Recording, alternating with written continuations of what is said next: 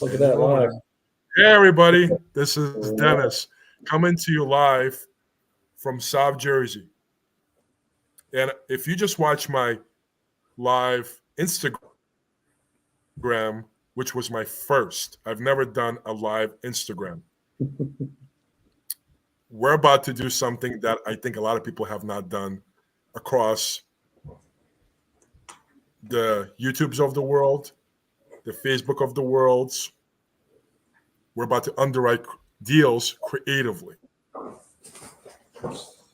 And I see a lot of jumping going on in my video, which means that my connection is terrible. So everybody, this is raw. We don't know what we're going to get out of this. We don't know if it's going to be something that's going to be fun and exciting. But I got a good friend of mine named Larry and his son John. And these guys really have a good way how they can underwrite a deal, get into a deal, and exit out of the deal where the strategy is long-term rental. Now, when it comes to creative, you're predominantly are keeping the mortgage in place and you are transferring the deed to the new owner. With that said, when we're looking at creative deals, we're looking for least amount of money out of whether it's you as an investor or you partner up with somebody else to get into the deal. Larry, yes, are you ready to show us a deal that you can underwrite for us today as an example and show us as an exit strategy, which will be long-term rental? There could be other ones, but your specialty is long-term rental. Correct. And how we can get into this deal. What is the cost going to be of entry? Let's start with that. Okay, so you had brought a couple of deals to me yesterday. I'm going to blank out the addresses on these so that it doesn't come up at a later date. I'll share with you the calculator that I shared with you the other day. Let's see how this works. I love these live So Larry will be events. sharing his screen. So we're gonna have not just Larry's great face and John's face. We're gonna actually have you see the spreadsheet that is used to analyze the deal. So generally, what I'll do. Yeah. Okay. All right. So on top generally, of that, everyone. Yeah. Let me just say something real quick, Larry. On top of that, today we're bringing our own deals. However, we're happy to underwrite it for you live here. So this session is 9 p.m. Eastern time on Thursday. We're going to take a little break after this. We're going to probably be back starting December. And if we get a lot of people liking this, commenting on this, sharing this, and if my internet connection gets more stable, we're going to come back beginning of December and do your live deals analysis right here. So watch today us doing the deals that are brought to us by wholesalers, sellers, real estate agents. And you will have the opportunity to submit your deal to be analyzed by us starting December. So this is like a nice peak holiday intro as to what we're going to be available to provide you in December. And if it's not your jam, that's fine. Netflix is on. That's true. Or if it's Thursday nights, Thursday night football's on. I'm also pretty sure that there'll be no more Eagles games on Thursday, so we should be okay. Yeah, we're good. So we're good. So anyway, so the things I will say just to start is if anybody does ever decide to bring deals, which would be great. I'd love to underwrite other people's deals. It would be great to have, addresses, locations, that kind of stuff. But more importantly, if we're doing a creative deal, we need to know, one, if the owner owns the house free and clear, if we're just doing a straight seller finance type of a deal, or if we are doing a straight sub-2 deal, or if it's a hybrid, if it's a combination of seller finance and sub-2. So in order to do that, it's best if you do a little bit of your own due diligence at the front end. find out if the properties have existing mortgages on them. For those of us that have been doing it for a little while, there are several ways you can do this. You can go to PropStream first and foremost. That'll always tell you if you have a mortgage on the property. The nice thing about that is it usually gives you the origination date, which is also going to be kind of important to this little segment, as well as the interest rate. From those two things, we can determine what the payments are and what the balance is going to be at the time of close. As for other important bits of information, you're going to need the property tax. Approximate property insurance would be great. You also want to know if there's any commercial trash fees, like, for instance, if you're doing things in Philadelphia or any major metropolitan area. If you have anything that's like a duplex or higher, generally the municipalities will charge you a commercial tax fee. If it's outside of a metro area and it's got HOAs, the HOA fees will be helpful, and or if you are planning on paying the utility. You're also going to need to know approximately what the rent is. If you don't, we can always look that up live on air. That's no problem at all. For me personally, I generally just do buy and holds in the city, and I use Section 8 tenants. There, the rent is guaranteed. All right. So in this quick example, Dennis had brought me two examples the other day, and these are great because one is a direct seller finance deal. The asking price of the house was $220,000. And then we just kind of work the math down. In this calculator, I can change the percentage down. I changed, I can add in what the property tax is, approximately what the insurance costs, and what the rents would be for that particular area. Now, in this case, in this section here, this is for any of the sub 2 loans. So it can give me I can enter in the original amount, when the first payment was due, how long of a term it was, what the interest rates are, and it'll calculate out the payment, and then balance at close figures off of from our closing date. So in this particular instance, it was $220,000 purchase price.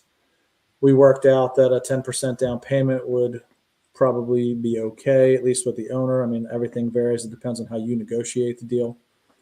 So in this case, so this would be, so Larry, sure. Let me just kind of give side feedback. So 10% is what is going to be provided to the seller to transfer this property over as essentially that initial good faith down payment, right? Correct. And then the cost of the deal, we're going to take away that 10%, and whatever is left, that's going to be spread out over a certain duration with an end state in place, like a balloon, for example. Correct. Yeah. So in this particular case, we used 10%, so it would have been $22,000. Simple math. The balance for the seller finance is going to be $198,000. So we're going to amortize this over 30 years. And when we talked yesterday, we were going to try to go with a 0% interest rate. So at 0% over 30 years, it's going to be $550 a month. And we put down a balloon payment in 10 years, and that balloon payment would be $132,000. So this also will let you know, like if you were to change this and say we were to give them, say, 5% interest, obviously you can see that changes the payment significantly, would raise it to $1,062. And your balloon is going to change also because it's going to lower. I mean, actually, it's going to raise. It's going to be a higher balloon rate. And then the total payout is going to be what we would pay the seller over that time period, over that 10 years. And then this is the total interest that we would pay out. So, but for this example, we were shooting at a 0%. So for $550. Now, the reason I'm going over this is going to be important as we go through here. I also calculated out closing costs. In most areas, it can range anywhere from 2 to 5%. If you're in the city, it usually can be higher depending on whether you're paying all the transfer tax. So you might want to know that as well. We had put in an assignment here that was a little heavy because I also added in some rehab costs that we estimated for our property. So it'll calculate out what our total escrow is at close of escrow. So in this particular case for this house, we looked at it as money to the real estate agent. I think, Dennis, we talked about like $4,000, and then another $4,000 or $6,000 to the wholesaler, and then the balance was approximately what we thought would be rehab money. So the reason it's important to put that in there for people that are trying to get into these deals is you need to know not only what you're going to come to the table with at close of escrow, but the amount of money you're going to need to rehab and keep the property up. So I put down a closing date as November 1st on this particular one. It doesn't really much matter because there was no original loan that we were paying off. So in this particular case, this rent we were able to get for Section 8 was $31.20, which is great because our PITI with the payment to the seller, rent, and insurance was only going to be $731.58. So this house obviously would cash flow huge. Now, the thing is it possible to get deals with 0% interest? Sure it is. But the nice thing is if you start here, it gives you a place to negotiate up from. So, the average seller is not going to give you a house of $220,000 or $22,000 down. Can it happen? Of course it can. But in some cases, it may or may not. So in this particular case, we have some room to move. So as you add percentage points of interest, you'll see that the payment changes. And then ultimately at the bottom, it's going to change your net of what you're going to bring back. Now, this also figures cash on cash return, but that cash on cash return is based on the based on the 84,000 that you're bringing to close of escrow. So it's not an overly hefty because we're also including some rehab cost and some holding cost. Now, I also calculate, just because not everybody does this, vacancy, capital expenses, management, and private money costs. So these things are important to understand because I have had sub-2 students bring me deals to underwrite because they think they're going to get in with a deal with Pace and Abraham because they have very specific guidelines, less than 10% down. It's got a cash flow at least $300 a month. They would like light rehab and all that good stuff. So the thing that a lot of people fail to calculate is what the private money loan is going to cost. So in Pace's deals, it's always 12%, which is basically 1% a month of the amount borrowed. So for this particular deal, at close of escrow, you would need $84,150. So you're going to pay them $841.50.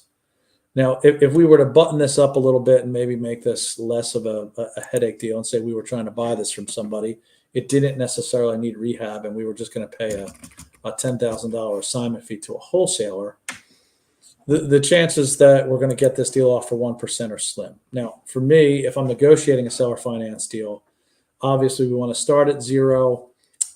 In some cases, you're going to get guys that are going to negotiate deals, and they could be, some people think they're going to get the 9% that's currently out in the market. My statement to them is always the same. If I was going to pay you 9%, why would I just go to you and not just go to a bank? So the reason for the seller finance deals is that we're coming in trying to get not only a better interest rate, but at the same time, we're also trying to help and get you a little extra money in your pocket every month to pay or offset some bills, and also to make a little extra on the entire purchase of the house. So as you can see, even in this particular example at 1% interest, over that 10 years, they're going to make an extra $16,000, which is, it's a pretty decent number. I'm going to blow this up so people can actually see this though. So I'm sure that it's really small. All right. So while you're doing that, Larry, and you're doing a great job, I just want to talk a little bit about the deal itself. So the deal is actually an on-market deal. It is a property that has been sitting for a long time on the market, and predominantly it's because it needs work. It needs renovation. And it just seems like whether it's the area or potentially even some other factors, that's not allowing this property to be sold. So when we're structuring these deals, like example, the seller finance deal, we're essentially doing what's called a letter of intent, and we'll be sending it to the agent in this case so they can present it to their seller. The whole point of that is to start a conversation. As Larry said, that do we get deals with these terms? Absolutely. But you got to start a negotiation somewhere. And as we underwrite these deals, whether it's deals that we bring or we're going to start having guests come on and bring their own deals that they want to underwrite, and have an exit strategy, which in our case will be LTR, but we can look at others as well. And LTR stands for long-term rental. We want to make sure that from the video today, everybody who watches it understands that we are putting together a proposal to purchase, which is really a letter of intent. The letter of intent actually happens before proposal to purchase, based on the terms that we're putting together, because we know the property is not able to trade because the market told it so in its current situation. So that's why everything that you're seeing here is what we identified where is going to be a fair estimate for everybody, including ourselves as investors, to make money on this deal. And questions I'm sure are going to come up at some point. Well, what if I have no money? How can I get into this deal? This is what Larry was talking about, and that's private money lenders. That's where that adds the percentage, and in some cases, it actually might make the deal not work because the factors change. Correct. And actually, in the second example was one that you had brought, and I actually believe the purchase price was originally higher, right? Didn't we lower it? Yes. Yeah, I Yes. think the original purchase price in the house was like 415,000, if I remember. Mhm. So if that's correct, in that area, it was a relatively decent area. The rent again could have been 3120. So the original loan on the house, because they just bought it 3 years ago, was 332,000. So like every other seller out there right now, they all think their houses are worth $75,000 to $100,000 more than they were when they bought them a couple of years ago. I'm sure it does. They sure do. So this particular house, they took out a loan for $332,000. Its origination, the first payment was August 1st of 2020. It's a 30-year loan, 3.2% interest rate. Not a bad payment, $1,400. I'm sure there are lots of people out there right now that would kill for that rate. So if we were to close on this property, say the beginning of December, then the balance on that particular mortgage would be $308,000. So if we gave these people 10% down, I mean, that's a lot of money on a $415,000 house. That's $41,500. That would leave a balance of $65,300, $15,000, $18,000, and we would amortize that over 30 years. I think if we went to zero, it would be $181.43, which all sounds great. But there's a couple of things that you have to consider on this. So as we go through, if you're going to try to wholesale a deal like this, there's a couple of ways to look at it. So let's just take out the assignment fee for right now. Let's say the closing costs are 5%. So even at a 5% closing cost, you need $62,000 to get into this deal without an assignment fee. That's 15% of the price of the home as an entry fee, which is, in some cases seems a little high. I actually think that that's relatively normal right now, and less than you would have to put down in most conventional loans. So the rent's $3,120. Again, the PITI, if we gave them 0%, would be $1,796. Leaves you a cash flow of $1,300. Now, this is where people start to fail if they want to keep themselves like, oh, it's got $1,300 worth of cash flow. Okay. There are things that everybody has to remember, especially if you're going to do a deal with PACE. PACE automatically and Abraham automatically say that you need to take at least 20% off. So, and the reason for that is you're saving for a rainy day, vacancy, CapEx, management, or however they like to break them down individually. So that already ate up a significant chunk of your money. So that $1,300 just dropped to $699. But there's more. Everybody forgets that if you're going to borrow and use someone else's money, you have to pay for that. So that $62,250 just to close escrow, you're going to pay 12% on. And that great deal that looked awesome when you first underwrote it without everything else now dropped to a cash flow of $77.20 a month. Wow. So as we went through this, what was it, 2 days ago, Dennis, that you and I looked at this? Yep. I know that it was another student that brought it to you and was like, this is going to be a great deal. It's going to cash flow a lot. Section 8, it's going to be awesome. I want to close this. I want to present this to, to Abraham. And we went through the math and I was like, there's no good path out of this particular deal. Now, again, this could be a different strategy. Maybe you could wrap this house, which in that case, you're going to be looking for a different buyer. There's a lot of other moving parts to that. You are going to sub to the loan. You're going to come up with a way to get that 10% to the buyer. And generally, what you're doing is you're finding an alternative buyer that's going to pay a higher percent down. So, say they're going to come into the deal with 20%.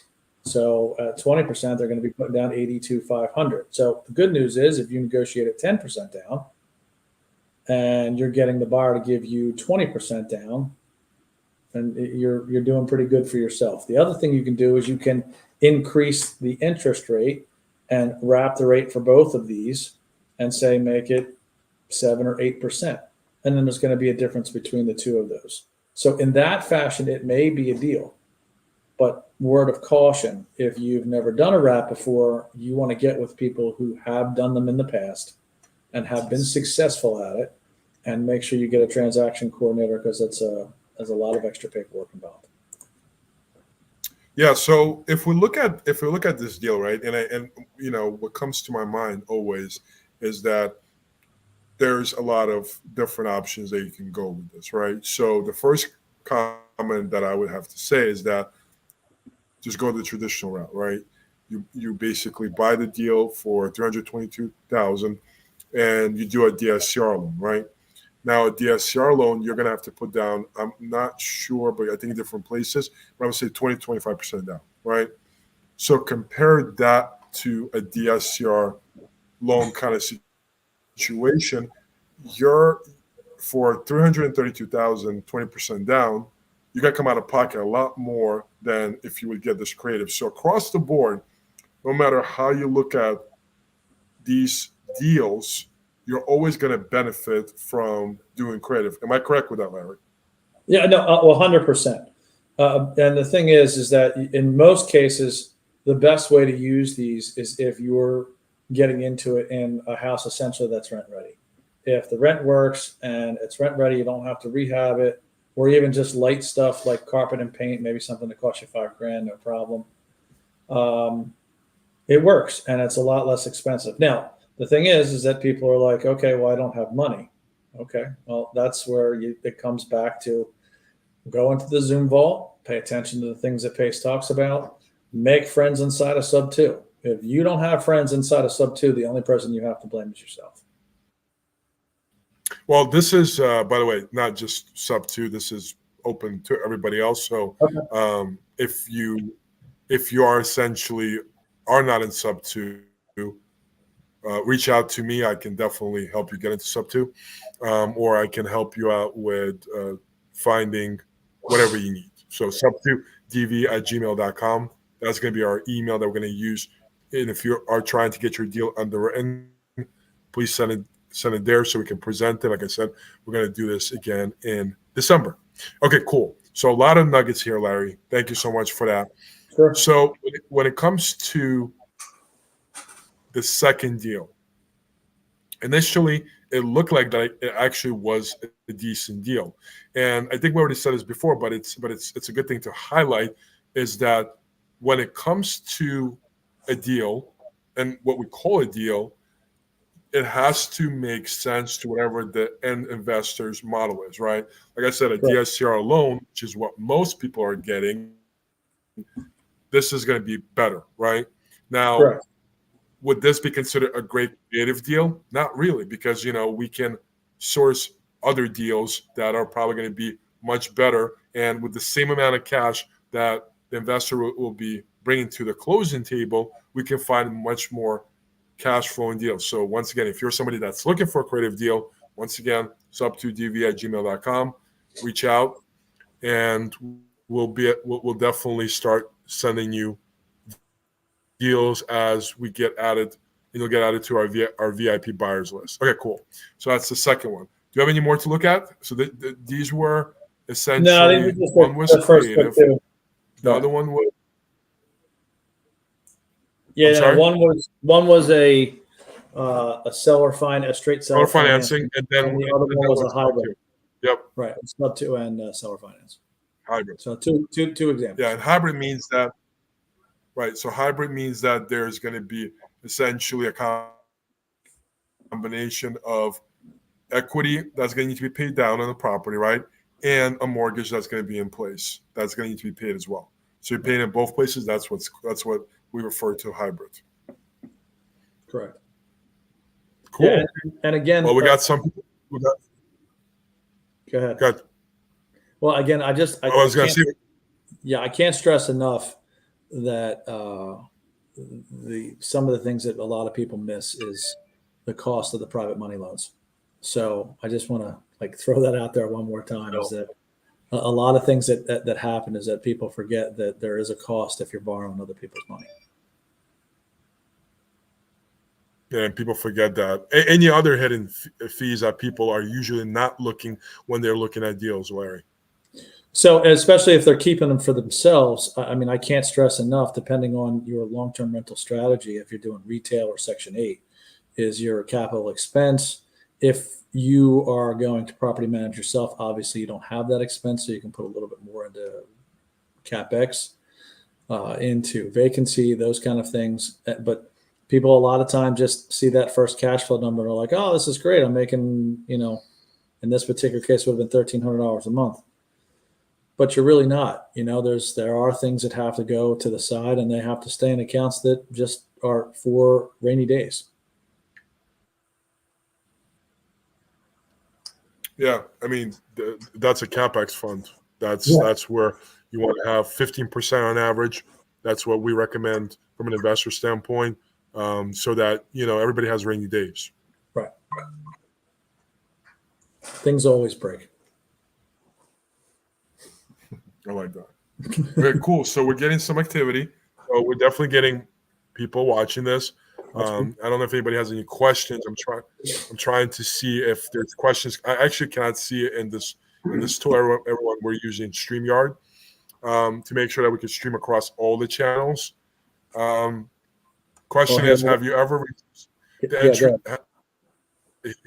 Here's a question. Have you ever reduced the interest rate for the private money by giving a percentage of equity to the PMO? I mean, you absolutely can do that. I mean, just as an example for deals that I'm doing currently, we are paying so my deals, the ones that I'm doing right now, I'm not buying creatively. I am buying cash deals, hard money loan, and the gap funding to get into the deals is coming from other sub-2 students. And I am paying them a straight percentage on their money during the course of the rehab. And then when we do the DSCR cash out refi, I am paying them back their original money plus a percentage. And I'm also giving them a percentage of equity into the property as for extra security for them in the deal itself. So I guess actually to answer the question is, sure, you can negotiate that. But the thing you have to remember is that if you're a brand new investor and you haven't worked with guys before for private money, you have to consider that your deal is only going to be your deal. If you're using somebody else's money, you're going to have to pay a premium for it right now.